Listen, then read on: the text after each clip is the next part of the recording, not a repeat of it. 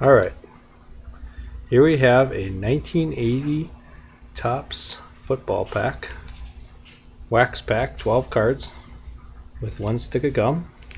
Let's see what we come up with here.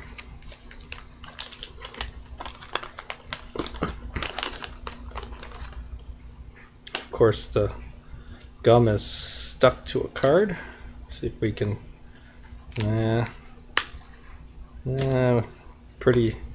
Pretty stained. Good shape. Gary Jeter. That was the card that had the gum stuck to it. He is a third cousin of Derek Jeter, I believe. Mike Hartenstein of the Bears. Jerry Shirk.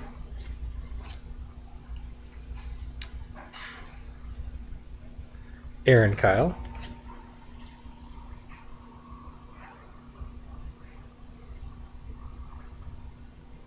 David Hill.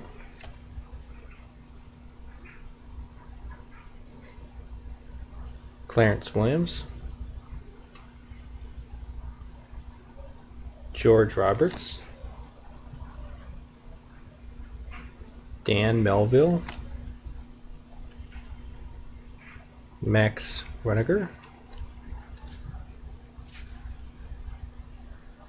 Jerry Eckwood. Mark Mosley. And finally, another card with some gum staining. Rusty Jackson.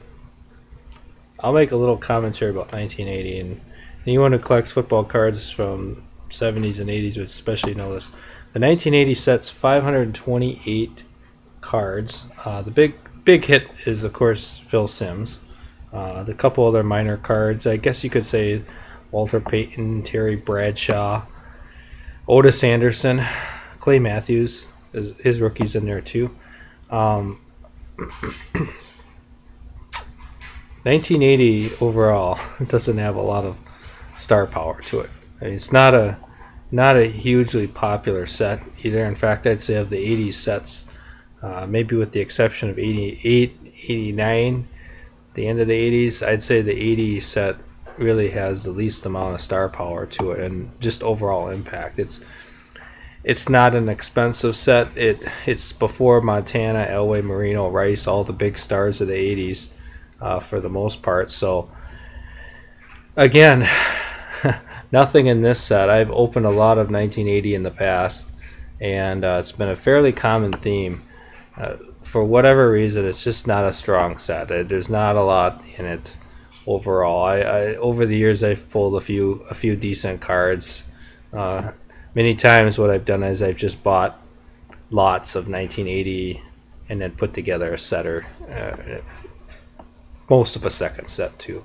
So overall, I wouldn't give 1980 a very high ranking. If I was rating on like a 4-star system, my personal rating of it would be at most a 1-star. I just don't really care for the set that much, and opening this wax pack was proof as to why I am not a big 1980 Topps football fan. However, maybe it appeals to some people, and that's about all I have to say. 1980.